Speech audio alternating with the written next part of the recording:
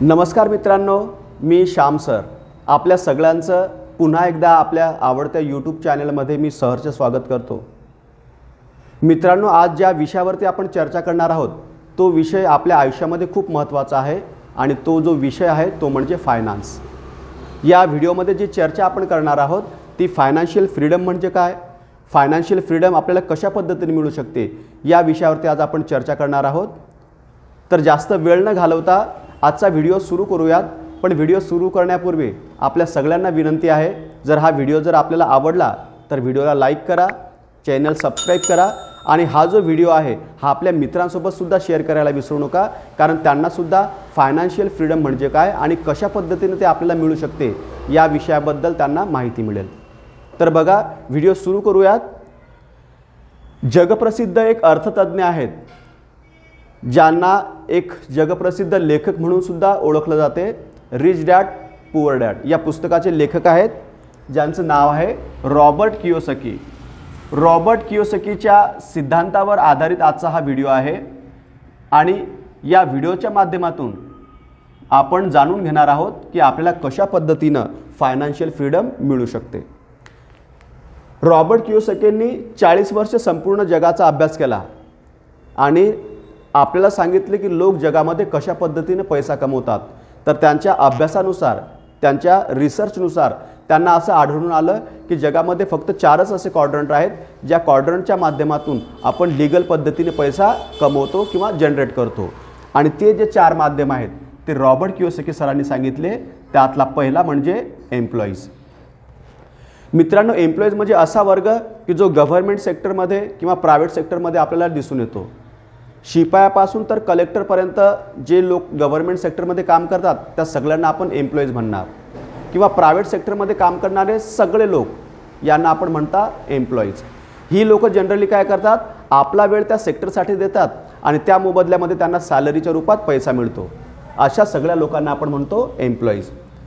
दुसरी कॅटेगरी त्यांनी सांगितली ती म्हणजे सेल्फ एम्प्लॉईज। सेल्फ एम्प्लॉईज म्हणजे अशी कॅटेगरी स्वतःचा वेळ स्वतःसाठी खर्च करून पैसा जनरेट करणारे लोक म्हणजे सेल्फ एम्प्लॉईज। जसं की डॉक्टर असेल, इंजिनियर असेल, ॲडव्होकेट असेल, हे लोक काय करतात, स्वतःचा वेळ स्वतःसाठी खर्च करतात आणि त्या मोबदल्यामध्ये पैसा जनरेट करतात। अशा सगळ्या लोकांना आपण म्हणणार सेल्फ एम्प्लॉईज। एक शेतकरीसुद्धा स्वतःचा वेळ स्वतःसाठी खर्च करून पैसा जनरेट करतो किंवा पैसा कमवतो, शेतकरीसुद्धा आपण सेल्फ एम्प्लॉई म्हणू शकतो। तिसरी कॅटेगरी त्यांनी सांगितली ती म्हणजे बिझनेसमॅन। बिझनेसमॅन म्हणजे कोणती कॅटेगरी, भरपूर वेळेस बिझनेसमॅन आणि सेल्फ एम्प्लॉईज इथं आपला गोंधळ उडतो की बिझनेसमॅन कुणाला म्हणायचं आणि सेल्फ एम्प्लॉईज कुणाला म्हणायचं।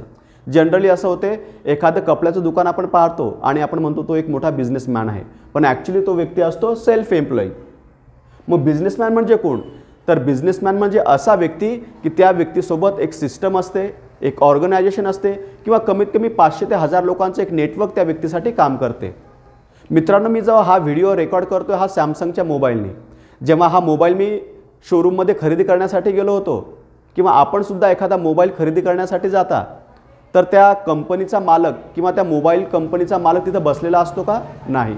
पण तरीसुद्धा मोबाईल विकल्यानंतर त्या मोबाईलचा जो प्रॉफिट आहे तो मालकाला मिळतो, येस। त्यांनी तशा पद्धतीचं एक सिस्टम बनवलेलं आहे, एक प्लॅटफॉर्म तयार केलेला आहे। तर अशा प्रत्येक व्यक्तीला आपण म्हणतो big businessman. I hope self employees आणि बिझनेसमॅन या दोघांमधला डिफरन्स तुमच्या लक्षात आला असेल। आणि चौथी जी कॅटेगरी आहे मित्रांनो ती म्हणजे इन्व्हेस्टर्स। इन्व्हेस्टर असा व्यक्ती की जो पैशाच्या माध्यमातून पैसा कमवतो किंवा पैशाला कामाला लावून पैसा कमवतो।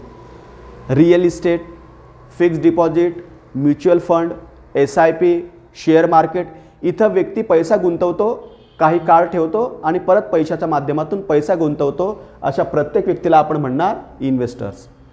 तर सेल्फ एम्प्लॉईज, बिझनेसमॅन, एम्प्लॉईज आणि इन्व्हेस्टर्स असे 4 क्वाड्रंट आहेत। त्या 4 क्वाड्रंटच्या माध्यमातून प्रत्येक व्यक्ती लीगल पद्धतीने पैसा जनरेट करतो आणि या 4 क्वाड्रंटला परत रॉबर्ट कियोसाकी यांनी 2 ग्रुपमध्ये डिवाइड केलं, ग्रुप ए आणि ग्रुप बी। ग्रुप ए मध्ये एम्प्लॉईज, सेल्फ एम्प्लॉईज, ग्रुप बी मध्ये बिझनेसमॅन आणि इन्व्हेस्टर्स। मित्रांनो, आता माझा तुम्हाला एक प्रश्न आहे की मग आपण कोणत्या ग्रुपमध्ये येतो, ग्रुप ए मध्ये की ग्रुप बी मध्ये? जस्ट कॉमेंट करून आम्हाला कळवा.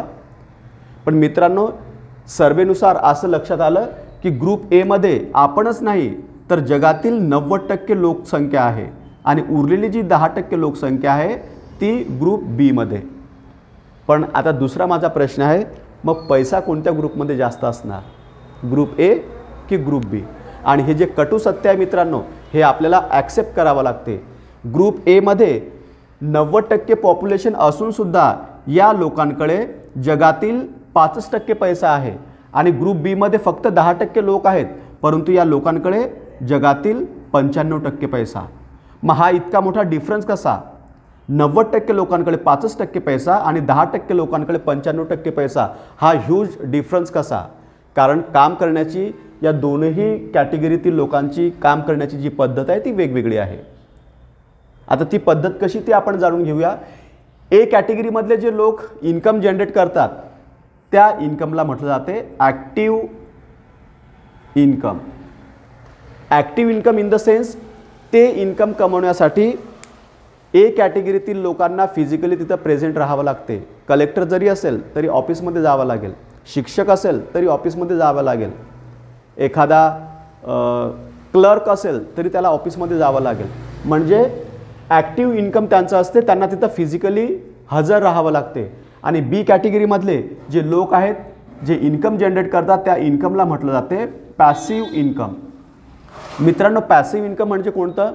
पॅसिव्ह इन्कम म्हणजे असं की ते इन्कम कमवण्यासाठी त्यांनी एकाच वेळेस काम केलेलं आहे, एक प्लॅटफॉर्म तयार केलेला आहे, एक नेटवर्क तयार केलेलं आहे किंवा एक सिस्टम बनवलेली आहे, ज्या सिस्टमच्या माध्यमातून हे व्यक्ती परत तिथं फिजिकली हजर जरी नसले तरी त्यांना पॅसिव्ह इन्कम मिळत राहणार. आमच्या बुलढाण्यामधलं एक सर्वात मोठं नाव आहे भाईजी, राधेश्यामजी चांडक. भाईजी बँकेमध्ये गेले काय किंवा नाही गेले काय त्यांना काही फरक पडत नाही, त्यांना इन्कम मिळणार. त्यांना जी इन्कम मिळते त्याला आपण म्हणणार पॅसिव्ह इन्कम. बरोबर. दुसरी महत्त्वाची गोष्ट, हे जे ए कॅटेगरीमधले आणि बी कॅटेगरीमधले जे लोक आहेत ते काम करण्याची त्यांची पद्धती वेगवेगळी आहे. ए कॅटेगरीमधले जे लोक आहेत काम करताना त्यांचं हाऊ क्लिअर असतं की हे काम मला कसं करायचं. डॉक्टरला माहीत आहे ऑपरेशन कसं करायचं, इंजिनियरला घर कसं बांधायचं माहीत आहे, शिक्षकांना कसं शिकवायचं ते माहीत आहे, कारण ए कॅटेगरीमधल्या लोकांचा हाऊ क्लिअर असतो. परंतु बी कॅटेगरीमध्ये जे लोक आहेत त्यांचा व्हाय क्लिअर असतो की हे मला काम का करायचं. आणि सगळ्यात महत्त्वाचं मित्रांनो, ज्यांचा व्हाय क्लिअर असते त्यांना जग ओळखायला लागते. एक उदाहरण आपण समजून घेऊ. मी जर तुम्हाला प्रश्न केला की नॅनो कार कुणी बनवली तर लगेच आपण सांगणार टाटानी. पण खरोखर ती टाटांनी बनवली का? नाही, ती बनवलीत इंजिनियर्स लोकांनी. परंतु नाव कुणाचं झालं? टाटांचं. कारण इंजिनियरचं क्लिअर होतं हाऊ, कशी बनवायची कार, आणि व्हाय टाटाजींचं क्लिअर होतं व्हाय की का कार बनवायची. आणि म्हणून इंजिनियरपेक्षा टाटाजींना लोक जास्त ओळखतात कारण त्यांचा व्हाय क्लिअर असतो. मित्रांनो, मला सुद्धा हेच सांगायचं आहे की हाऊपेक्षा आपला व्हाय क्लिअर होणं अत्यंत आवश्यक आहे. ज्या कन्सेप्टबद्दल आपण चर्चा करणार आहोत या कन्सेप्टमध्ये सुद्धा आपला व्हाय क्लिअर होणं अत्यंत आवश्यक आहे. म्हणून या पद्धतीनं हे लोक काम करतात. म्हणून 90% लोक असूनसुद्धा त्यांच्याकडे फक्त 5% पैसा आहे आणि हा 95% पैसा स्वतःहून या 10% लोकांच्या मागे धावतो. आणि सगळ्यात महत्त्वाची गोष्ट मित्रांनो, काम करताना ए कॅटेगरीचे लोक आणि बी कॅटेगरीचे लोक एक सिद्धांतानुसार काम करतात आणि प्रत्येक व्यक्तीचा एक वेगवेगळा सिद्धांत आहे. ए कॅटेगरीमधले लोक एका वेगळ्या प्रिन्सिपलनी काम करतात, बी कॅटेगरीमधले लोक एका वेगळ्या प्रिन्सिपलनी काम करतात. आता हे प्रिन्सिपल कोणते ते आता आपण जाणून घेऊयात. तर ए कॅटेगरीमधले जे लोक आहेत ज्या प्रिन्सिपलनी ते काम करतात त्याला म्हटलं जाते टाइम लॉक प्रिन्सिपल. आता हे टाइम लॉक प्रिन्सिपल काय आहे ते आपण एका ग्राफच्या माध्यमातून समजून घेऊयात. फॉर एक्झाम्पल, हा इथं जो आहे आपला एक ग्राफ, इथं आपला टी म्हणजे टाइम आहे, इथं आपला एम म्हणजे मनी आहे.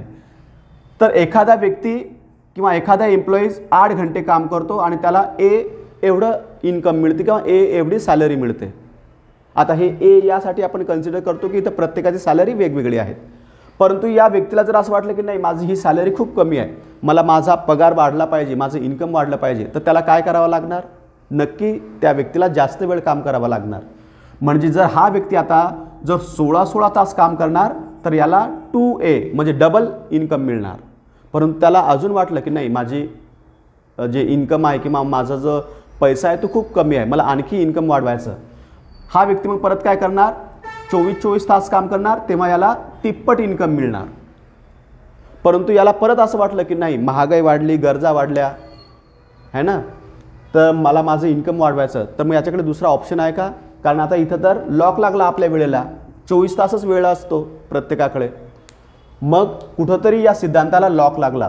आणि इथं बघा मित्रांनो, जसा जसा आपला वेळ वाढतो तसं तसं आपलं इन्कम वाढते. म्हणजे आपलं जे इन्कम आहे हे एज्युकेशनपेक्षा वेळेवरती डिपेंड आहे. जेवढा वेळ आपल्याकडे असणार तेवढं इन्कम आपलं वाढू शकणार. पण इथं तर आपल्या इन्कमला लॉक लागला. प्रत्येक व्यक्तीकडे 24 तासच असतात. माझ्याकडे 24 तास आहेत, तुमच्याकडे सुद्धा 24 तास आहे, देशाचे जे पंतप्रधान आहेत त्यांच्याकडे सुद्धा 24 तासच आहेत. आणि इन्कम वेळेवरती डिपेंड आहे. म्हणजे आपण काय सांगू शकतो की इथं कुठंतरी आपल्या इन्कमला लॉक लागलात. परंतु प्रॅक्टिकली विचार करा, 24 तास आपण काम करणार का? नाही. आणि करण्याचा प्रयत्नही केला तर आपण आजारी पडू, राईट. म्हणजे कोणताही व्यक्ती 8 ते 10 तास चांगल्या पद्धतीने काम करू शकतो फिजिकली. म्हणजे आपलं जे इन्कम आहे ते आपल्या वेळेवरती डिपेंड आहे. आणि वेळेत जर आपल्याकडे लिमिटेड आहे तो ऑटोमॅटिकली आपलं इन्कमसुद्धा लिमिटेड राहणार. म्हणून या सिद्धांताचे काही ड्रॉबॅक्स आहेत. त्यातला सगळ्यात महत्त्वाचा आणि पहिला ड्रॉबॅक म्हणजे लिमिटेड टाईम. तुमच्याकडे आणि माझ्याकडे लिमिटेड टाईम आहे. दुसरा ड्रॉबॅक या सिद्धांताचा तो म्हणजे लिमिटेड इन्कम. कारण आपण बघितलं की आपलं जे इन्कम आहे ते आपल्या एज्युकेशनपेक्षा वेळेवरती डिपेंड आहे. आणि वेळ जर आपल्याकडे लिमिटेड असेल तर इन्कमसुद्धा लिमिटेड राहणार. तिसरा ड्रॉबॅक या सिद्धांताचा तो म्हणजे सेम वर्क. ज्या फील्डमध्ये आपण काम करतो रिटायरमेंटपर्यंत आपण त्याच फील्डमध्ये राहतो. म्हणजे वयाची 30, 35, 40 वर्ष आपलं जे कामाचं स्वरूप आहे ते सेम असते. आणि चौथा जो ड्रॉबॅक आहे या सिद्धांताचा तो म्हणजे सिंगल सोर्स ऑफ इन्कम. आपल्याकडे मित्रांनो जी उत्पन्नाची साधनं आहेत ती म्हणजे आपला करंट जॉब किंवा एकच साधन आहे. असं म्हटलं जाते की एकाच ठिकाणावरून 100 रुपये कमवण्यापेक्षा 10 ठिकाणावरून 10,000 रुपये कमवा. म्हणजे आपल्याला काय मल्टिपल सोर्सेस ऑफ इन्कम सुरू करावे लागतील. आणि म्हणून अशा पद्धतीने ए कॅटेगरीमधले लोक काम करतात. म्हणून त्यांचं इन्कम कसं आहे लिमिटेड आहे. बी कॅटेगरीमधले सुद्धा आपल्यासारखे लोक आहेत. मग ते कोणता सिद्धांत वापरतात, ते कोणत्या सिद्धांतानुसार काम करतात. आणि हा सिद्धांत जर आपण आपल्या आयुष्यामध्ये जर वापरला तर नक्कीच आपलं इन्कमसुद्धा वाढेल. कारण सिद्धांत प्रत्येक व्यक्तीसाठी त्याच पद्धतीने काम करतो. मी जर म्हटलं किंवा माझ्या हातामध्ये जर पेन आहेत हे जर सुटले माझ्या हातातून तर ते खालीच पडणार. अमेरिकेमध्ये पण तसंच होणार, दिल्लीमध्ये पण तसंच होणार. कारण सिद्धांत हा प्रत्येक ठिकाणी सेम किंवा त्याच पद्धतीने काम करतो. मग या बी कॅटेगरीमधल्या लोकांचा सिद्धांत जर आपल्याला कळाला आणि या सिद्धांतानुसार जर आपण काम करायला लागलो तर नक्कीच आपल्या इन्कममध्ये बदल झाल्याशिवाय राहणार नाही किंवा आपले इन्कम वाढल्याशिवाय राहणार नाही मित्रांनो. मग आता आपण बी कॅटेगरीमधले लोक कोणता सिद्धांत वापरून काम करतात आणि तो सिद्धांत आपण जर वापरला तर खरोखर आपलं इन्कमसुद्धा वाढू शकते का ते आता आपण बघणार आहोत की बी कॅटेगरीमधले लोक कशा पद्धतीनं काम करतात. तर बी कॅटेगरीमधले जे लोक आहेत ज्या सिद्धांतानुसार मित्रांनो ते काम करतात त्या सिद्धांताला म्हटलं जाते टाइम मल्टिप्लिकेशन अँड डुप्लिकेशन. हा जो सिद्धांत आहे टाइम मल्टिप्लिकेशन आणि डुप्लिकेशन या सिद्धांतानुसार बी कॅटेगरीमधले लोक काम करतात. आणि हा सिद्धांत खरोखर आपण आपल्या आयुष्यामध्ये वापरला किंवा या सिद्धांताच्या माध्यमातून जर आपण काम सुरू केलं तर नक्कीच आपल्या आयुष्यामध्ये बदल झाल्याशिवाय राहणार नाही किंवा जे मी तुम्हाला आधी सांगितलं फायनान्शियल फ्रीडम ते आपल्याला नक्की मिळेल. तर आता हा टाइम मल्टिप्लिकेशन अँड डुप्लिकेशन हा सिद्धांत कसा आहे ते पण आपण एका उदाहरणाच्या माध्यमातून समजून घेऊयात. जे नाव मी इथं बोर्डवरती लिहिलं हे नाव मला वाटतं सगळ्यांना माहीत असेल, बाटा. जेव्हा हे नाव मी बोर्डवरती लिहिलं तर सगळ्यांच्या डोळ्यासमोर जेव्हा मी हे नाव घेतलं बाटा तर चपला आणि जोडे आले असतील. कारण हा एक मोठा ब्रँड आहे चपला आणि बूट बनवणारा.